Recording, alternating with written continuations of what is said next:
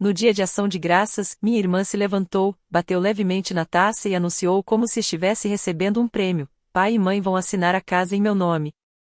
Emília não recebe nada. A sala explodiu em aplausos, assobios, e alguém até gritou: era a hora. Eu não aplaudi. Não pisquei. Apenas sorri daquele jeito que a gente sorri quando sabe que uma tempestade está chegando, mas já entende que o telhado deles é deles, não meu. Coloquei meu garfo sobre o prato. Pai, falei baixinho, quer que eu conte ou vai contar você? O rosto dele ficou pálido. Minha irmã congelou. E naquele instante, todos sabiam que algo estava prestes a acontecer. Antes de te contar o que aconteceu depois daquele silêncio, me diga, de onde você está me ouvindo esta noite? É bom saber que existem pessoas que viveram em famílias como a minha. Meu nome é Emília Santos, e se você tivesse conhecido minha família antes daquele dia de ação de graças, poderia achar que éramos próximos. Aquela típica foto de família que se vê em cartões de feriado, suéteres combinando, sorrisos em frente à árvore, fingindo que nunca levantávamos a voz. Mas famílias como a minha não se quebram de forma óbvia e barulhenta. Elas racham no silêncio, nas pequenas escolhas sobre quem é ouvido e quem é ignorado. E, pelo tempo que me lembro, vivi naquele espaço silencioso onde as pessoas só notam você quando precisam de algo. Juliana, minha irmã mais nova, nunca conheceu aquele espaço. Ela era a favorita, brilhante, extrovertida, cheia de charme. Aquele tipo de garota que todos os parentes elogiam em reuniões, chamando de talento natural, centelha de alegria. Eu não a odiava por isso. Apenas aprendi cedo que precisaria construir minha própria vida, porque nada jamais me seria dado do jeito que era dado a ela. Crescendo, via meus pais derramarem atenção em Juliana como se ela fosse uma planta que precisava de rega constante, aulas de dança, acampamentos de verão, lições particulares, coisas que me diziam que não podíamos pagar quando eu perguntava. Mais tarde, quando me mudei para São Paulo a trabalho, chamaram minha independência de egoísmo, como se escolher ser autônoma significasse abandoná-los. Enquanto isso, Juliana permanecia por perto, visitando todo fim de semana, encaixando-se naquele molde perfeito que haviam esculpido para ela. Ainda assim, eu continuava voltando para casa nas festas de família, principalmente por minha avó. Dona Eva, mente afiada, cabelos prateados, a única pessoa da família que me olhava com verdadeiro orgulho. Quando me abraçava na porta, não parecia obrigação. Parecia ser vista. Ela tocava minha bochecha, sussurrava algo como: você é mais forte do que eles pensam. E então voltava para sua cadeira, como se não tivesse acabado de me dar combustível suficiente para mais um ano. Aquele dia de ação de graças já começou estranho antes mesmo de iniciar. O ar da casa estava diferente, denso, expectante, como se todos soubessem de um segredo que eu não devia ouvir. Minha mãe corria pela cozinha com aquele sorriso tenso que ela usa quando esconde algo. Meu pai evitava meu olhar por mais de um segundo. Juliana continuava tirando fiapos do vestido, embora estivesse impecável. E quando entrei na sala de jantar, notei mais uma coisa: uma cadeira ao lado da minha estava vazia. Não apenas afastada, desaparecida. Eu deveria ter percebido ali. Você pensaria que a cadeira vazia já seria um aviso, mas na minha família os sinais sempre vêm silenciosos antes de explodirem. Sentei-me de qualquer jeito, ajeitando o guardanapo no colo, fingindo não notar como as conversas silenciavam sempre que eu entrava. Elas ficavam planas por um segundo, como se alguém tivesse apertado o mudo, e retomavam com risadas forçadas assim que eu passava. Juliana flutuava pela sala como estrela de seu próprio desfile, conferindo a mesa, ajeitando a decoração central, sussurrando pequenas ajudas à mãe que as fazia sorrir. De vez em quando, olhava para mim com um sorriso contido, educado, mas vazio, como se eu fosse uma colega de trabalho que ela mal tolerava. Não foi sempre assim. Por muito tempo, Juliana e eu éramos apenas duas crianças dividindo um quarto, passando bilhetes por baixo da porta quando deveríamos estar dormindo. Ela trançava meu cabelo, roubava meus suéteres, implorava para eu levá-la para todo lugar assim que tirava minha carteira de motorista a ponto em algum ponto entre o ensino médio e a vida adulta, algo mudou. Juliana se encaixou confortavelmente no papel que meus pais haviam construído para sua filha queridinha, a filha perfeita, enquanto eu, silenciosamente, saía do quadro. A situação da casa começou 6 meses antes, muito antes do anúncio no dia de ação de graças. Era um sábado úmido de junho quando minha mãe me ligou, pedindo que eu voltasse para casa para tratar de algo importante. Sem detalhes, sem aviso. Quando cheguei, me conduziram direto à mesa de jantar, a mesma mesa onde tudo mais tarde desmoronaria. Meu pai tinha uma pasta aberta, organizada como uma apresentação. Minha mãe sorria com força, como se o rosto doesse de tanto esticar. Querida, começou meu pai, vamos fazer um reescalonamento da dívida da casa. Só uma assinatura, melhores taxas. Você não precisará se preocupar com nada. Mesmo naquele momento, algo em mim se tensionou. Minha família nunca pedia ajuda a menos que precisasse de algo que não quisesse admitir.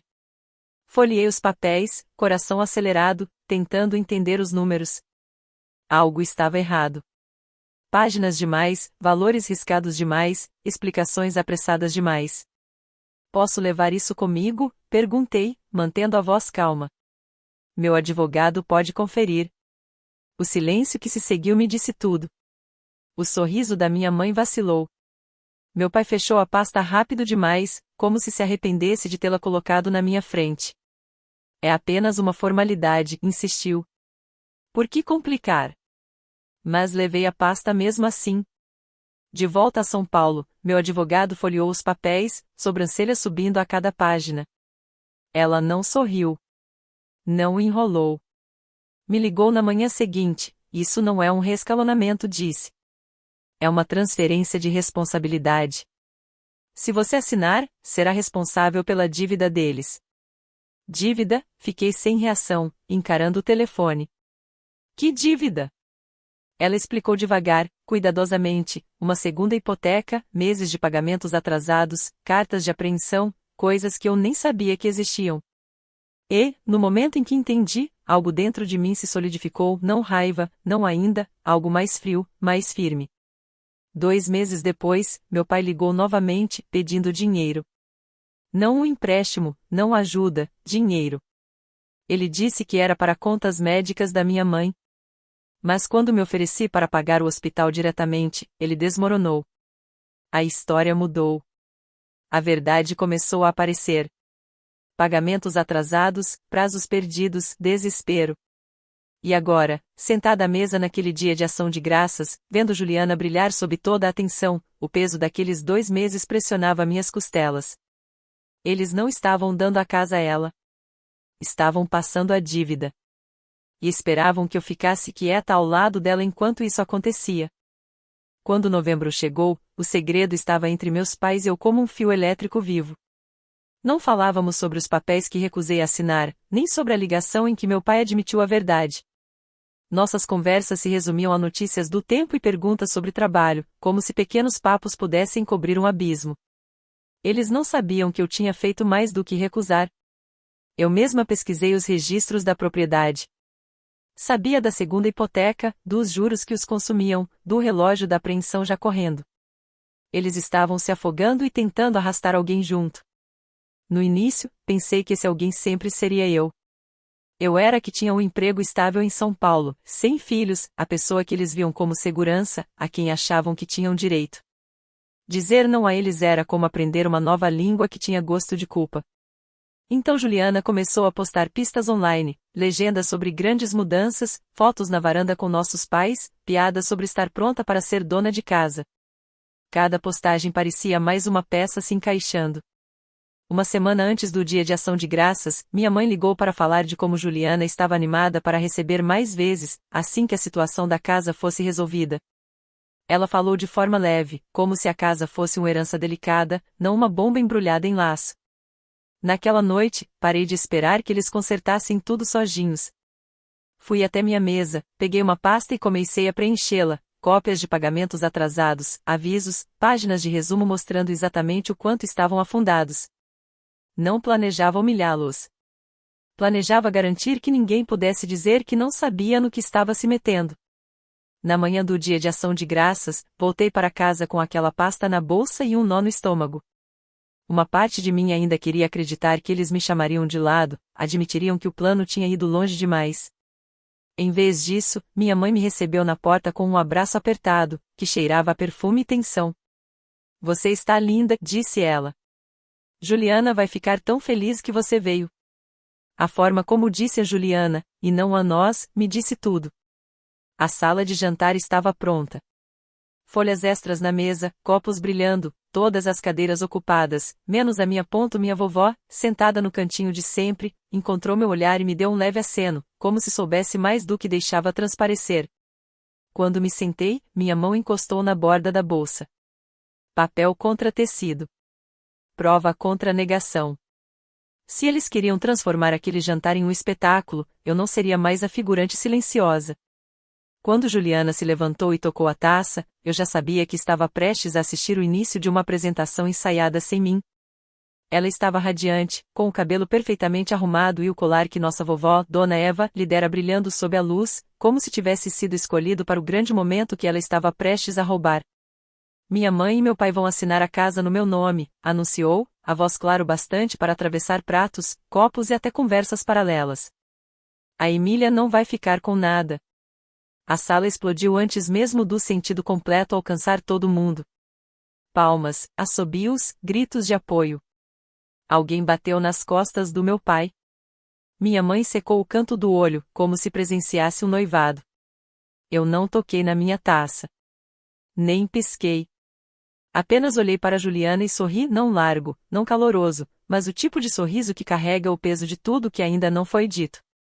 Então coloquei meu garfo no prato e perguntei ao meu pai, bem calma, quer que eu conte, ou você conta? O efeito foi imediato. Minhas palavras cortaram o ar como um fio estourando. O silêncio caiu tão pesado que deu para ouvir o chiado do aquecedor. A mão do meu pai escorregou, e o garfo dele bateu no prato com um som metálico que ecoou pela mesa. O rosto de Juliana se contraiu. Contar o quê? Ela perguntou. Ao nosso redor, os parentes se inclinaram para a frente, farejando o drama. Minha vovó soltou um suspiro curto, como se estivesse esperando alguém, qualquer pessoa, parar de fingir que tudo estava bem. Alcancei minha bolsa, puxei a pasta e a coloquei na mesa. Não a abri de imediato. Deixei ali, repousando como uma ameaça silenciosa. Antes de comemorarem que a casa vai para Juliana, eu disse, firme, vocês talvez queiram saber em que condição ela está. Meu pai tentou se recompor. Emília, não é hora, por quê? Interrompi. Você não ficou envergonhado quando decidiu passar a casa para ela sem contar sobre a dívida? Cabeças viraram. Conversas morreram. Juliana ficou rígida, como se alguém tivesse puxado um fio dentro dela. Que dívida? Ela estalou. Eu abri a pasta. Uma pilha de boletos, avisos e notificações de atraso encarou todos ao redor. Deslizei uma página para frente, a linha de resumo em negrito. Eles estão atrasados nos pagamentos, expliquei. Das 2 hipotecas. A segunda, tomada sem avisar ninguém. E estão há poucos meses da apreensão da casa. Talvez semanas. A mão da minha mãe voou para a boca. Meu pai ficou vermelho. Juliana piscou como se tivesse levado um tapa. Isso não é verdade, ela gritou. Eles me contariam. Contaram que a casa tem mais de $100.000 em dívida? Perguntei, olhando direto para ela. Que, se você assinar, assume cada pagamento atrasado e cada multa? Algo nela se partiu. A dúvida entrou pelos olhos. Meu pai tentou novamente, você está exagerando, Emília. Estamos cuidando disso. Estão? Rebati, levantando outra folha. Porque esse aqui diz que o banco discorda. Ele avançou como se pudesse arrancar o papel da minha mão ali mesmo, diante de 20 testemunhas. Recolhi-o antes que ele tocasse. Parem, implorou minha mãe. Por favor, não façam isso hoje. Por quê? Eu disse. Vocês escolheram hoje. Os parentes começaram a se remexer nas cadeiras, alguns desconfortáveis, outros curiosos, alguns visivelmente irritados por estarem presos naquele espetáculo. Tia Diana foi a primeira a falar. Daniel, chamou firme, encarando meu pai. É verdade? Ele não respondeu. O maxilar tão tenso que parecia prestes a rachar. Minha mãe enfiou o rosto no guardanapo. Juliana olhava de mim para eles, perdida. Mas eles disseram que a casa era minha. Nunca foi um presente, eu disse, devagar. Foi uma rota de fuga. Eles precisavam de alguém para carregar a dívida. Primeiro tentaram me enganar. Quando não funcionou, escolheram você. Ela ficou imóvel no vestido cheio de lantejoulas, tremendo. Seu noivo, Tiago, se afastou dela discretamente, como se não soubesse se deveria continuar envolvido naquela situação. Ela está mentindo, ele perguntou. Meus pais, Juliana sussurrou. Minha mãe chorava. Meu pai nem ergueu os olhos. Para Tiago, aquilo bastou. Ele empurrou a cadeira e se levantou. Vocês me disseram que a casa estava quitada, acusou, a voz oscilando entre raiva e incredulidade. Disseram que começaríamos nossa vida do zero. Juliana tentou segurar seu braço, mas ele recuou. Você quer que eu comece minha vida em um navio afundando? Perguntou. Tiago, por favor. Ele balançou a cabeça. Eu não vou me casar entrando nisso. A sala soltou um suspiro coletivo quando ele saiu, passando pelo peru, pelos meus pais atonitos, pela porta da frente, sem olhar para trás. As pernas de Juliana fraquejaram. Ela caiu na cadeira, mãos trêmulas, a máscara escorrendo pelas bochechas. Pela primeira vez em anos, parecia a garotinha que se enfiava na minha cama depois de pesadelos. Não é minha culpa, sussurrou. Eu não sabia. Eu sei, respondi baixinho. Meu pai bateu a palma da mão na mesa. Você arruinou tudo. Eu o encarei. Não, você arruinou tudo no instante em que tentou passar sua dívida para os filhos como se fosse herança. Você está destruindo esta família, pai. Já estava quebrada, disse. Eu apenas me recuso a continuar varrendo os pedaços para debaixo do tapete. Um murmúrio percorreu os parentes, aprovação silenciosa, desapontamento, julgamento, aquele tipo que dói mais porque vem de quem viu tudo. Minha vovó levantou-se devagar, apoiando-se na mesa, e sua voz, apesar de fina, carregava mais autoridade do que a de qualquer outra pessoa. Ensinei vocês melhor do que isso, disse ao meu pai. Suas filhas não são bote salva-vidas para vocês se apoiarem. Meu pai encolheu-se. Minha mãe chorou mais ainda. Juliana finalmente olhou para mim, olhos vazios. E agora, o que eu faço? A pergunta atingiu fundo, não porque eu tivesse a resposta, mas porque finalmente ela perguntava à pessoa certa. Não aos pais que construíram suas ilusões, mas à irmã que eles haviam deixado de lado. Antes que eu pudesse falar, alguém bateu forte na porta. Todas as cabeças se viraram. O toque veio novamente, mais alto. Meu pai franziu o senho, abriu a porta, e uma mulher entrou. Terno discreto, crachá na cintura, expressão calma e impassível. Senhor e senhora Santos? Preciso falar com vocês sobre os registros da hipoteca. A sala explodiu novamente, desta vez em descrença. Minha mãe quase desabou. Meu pai ficou pálido. Juliana agarrou a mesa como se fosse a única coisa mantendo-a de pé. Eu não me movi, apenas respirei devagar, vendo a verdade finalmente se colocar no lugar certo. Por que ela está aqui? Meu pai sussurrou, a voz falhando. A investigadora não piscou. Recebemos um relatório de possíveis problemas financeiros. Tenho algumas perguntas. O silêncio era absoluto. Ninguém aplaudiu. Emília, minha mãe soluçou, diga a ela que você entendeu errado, por favor. Não respondi. Ainda não. A verdade estava apenas começando a se desenrolar. Quando a investigadora começou a fazer perguntas calmas e precisas sobre pagamentos, atrasos, notificações e a segunda hipoteca, cada resposta que eles evitavam fazia a sala parecer menor. Os parentes se afastaram, como se recuassem de um fogo. Juliana ficou imóvel, mãos trêmulas no colo. Não estava mais com raiva, apenas vazia, como se alguém tivesse drenado suas cores. Minha vovó ficou atrás dela, mão no ombro, firme e silenciosa. Quando a investigadora saiu com os documentos, a casa mergulhou em um silêncio pesado. Minha mãe tentou me alcançar. Meu pai murmurou que eu os envergonhei. Nenhum pedido de desculpas ou culpa surtiu efeito.